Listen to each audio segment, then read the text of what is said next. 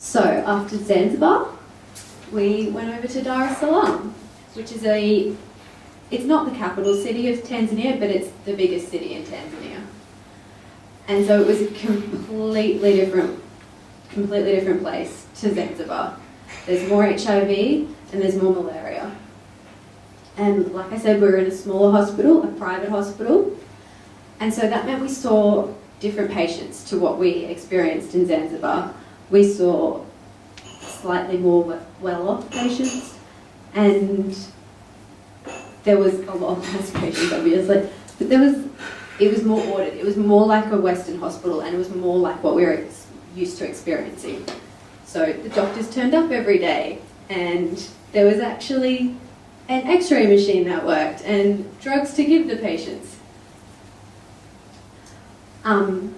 So like I said, lots of HIV, so that was really interesting. Good contrast to Zanzibar, where Zanzibar incidence of HIV is about 1% versus the mainland, which is about 10%.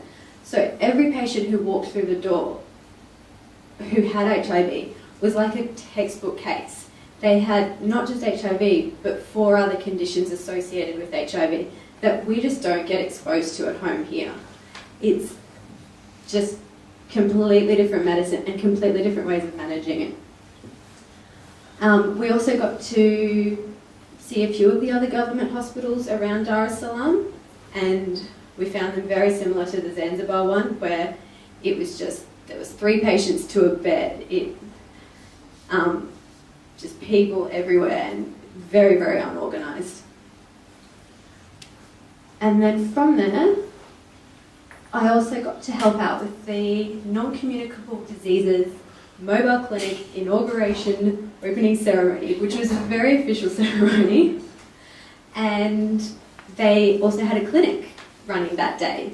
So people from all over came and had their blood pressure checked, their blood glucose, their BMI, and just a general medical check. And again, we got to help out with that, which was a great experience. So this bus has been commissioned to, it's fully equipped inside with everything you need, from a dentist chair to eye checking things and blood test machines, and everything's inside that bus, and it will go around to all the different villages and help out.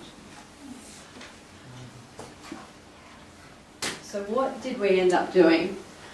We had some issues when we got to Tanzania. We found that there's a lot of red tape and a lot of bureaucracy, which made it pretty impossible for us to just go out and start our own clinic.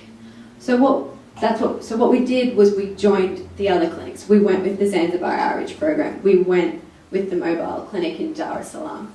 And so we got to experience the rural villages in not what we had in mind, but it worked anyway. We got to go out, we got to see the villages, and we got to help out. So then what did we do with the supplies? We met a doctor who was from the US, who'd started his own clinic outside of Dar in a rural area.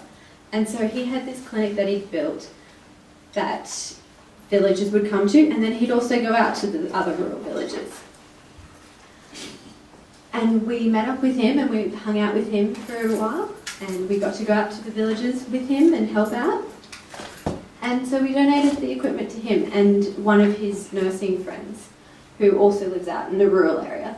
And they were so grateful for the equipment. They love the birthing kits. They're so excited to hand them out to all the pregnant ladies out there who can't make it into the hospital for their birth.